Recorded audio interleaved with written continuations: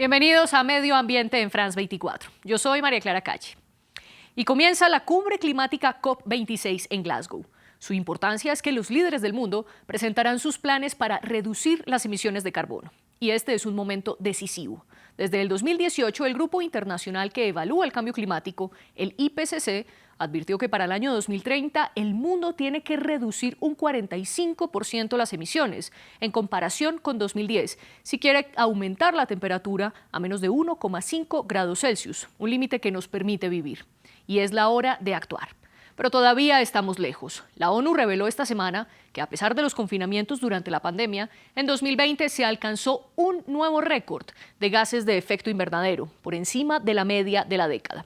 Y aunque la Agencia Internacional de Energía dijo que no debe haber nuevos campos petroleros y de gas para alcanzar la neutralidad de carbono en 2050, varios países siguen explorando. Uno de ellos es Reino Unido, el anfitrión de la COP26. Las autoridades británicas podrían otorgar una licencia en el mar de Escocia. Nuestra corresponsal en Londres, Luisa Pulido, fue hasta el norte y desde allí nos explicó la polémica. Pese a ser la sede de la COP26 y de prometer la protección del medio ambiente, el Reino Unido intenta desarrollar el campo petrolero Cambo en aguas escocesas. Su objetivo, cubrir los requerimientos energéticos de la nación. Cambo, aún sin infraestructura, tiene reservas de 800 millones de barriles. Siccar Point Energy, la firma operadora del campo, afirma que la extracción se hará de manera responsable con el medio ambiente. Pero los ambientalistas dicen que el impacto para el medio ambiente será irreparable. Tessa Khan ha liderado la campaña para que Cambo no reciba la licencia.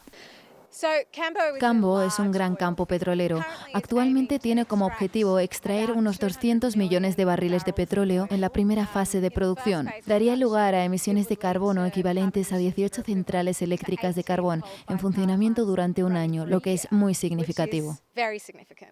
El Partido Verde, que hace parte del gobierno escocés, acusa al primer ministro británico de tener un doble discurso frente a Cambo.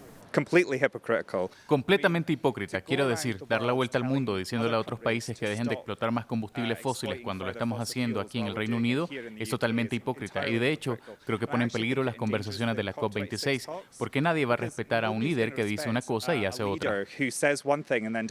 Pero las críticas ambientales contrastan con las necesidades del país. El Reino Unido necesitará petróleo y gas durante los próximos 30 a 40 años porque recuerde que el petróleo y el gas no son solo para usar en nuestros automóviles o para calentar nuestros hogares, sino también para muchas otras industrias petroquímicas, por lo que siempre necesitaremos un monto de hidrocarburos.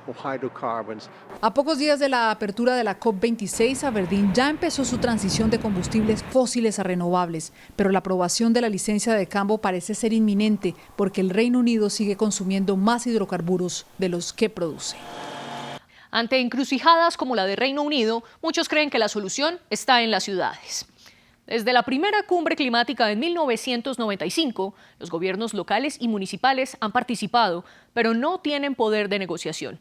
Ahora para Glasgow, desde América, viajan representantes de la Coalición de Ciudades Capitales frente al Cambio Climático, CC35, la primera red impulsada desde América Latina. Previamente hablamos con Verónica Arias, la directora ejecutiva del organismo. Ella nos explicó qué pueden hacer las ciudades para alcanzar la neutralidad de carbono y cerrar la brecha que dejan las metas nacionales. Las ciudades tienen un potencial enorme para cerrar los compromisos nacionales.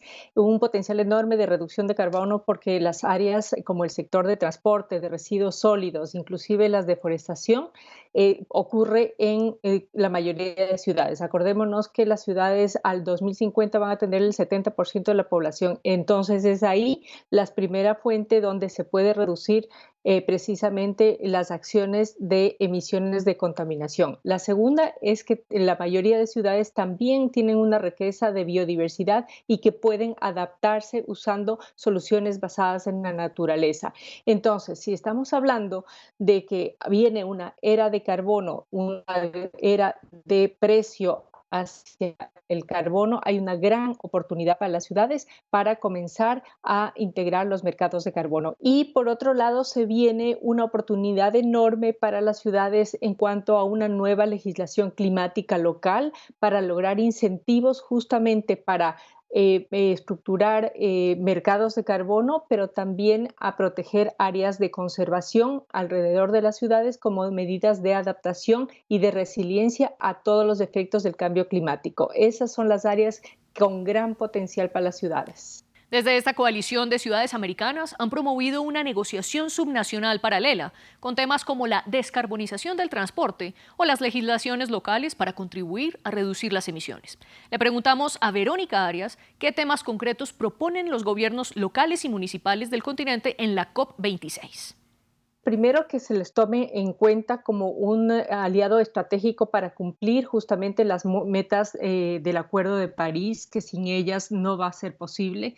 Luego, el financiamiento subnacional definitivamente no tiene que pasar necesariamente por los gobiernos, por el visto bueno de los gobiernos, sino que haya recursos directos para las ciudades. Hemos visto en el COVID cómo las ciudades han enfrentado de manera plausible, muchas de ellas, cómo han sabido enfrentar esta realidad. Son las primeras que están en la línea y también las que pueden solucionar. De igual forma, va a pasar con el tema de cambio climático. Son las primeras que puedan ejercer acciones directas con la ciudadanía. Y así nos despedimos. Esperen nuestro especial sobre la COP26 el próximo 2 de noviembre. Hasta entonces.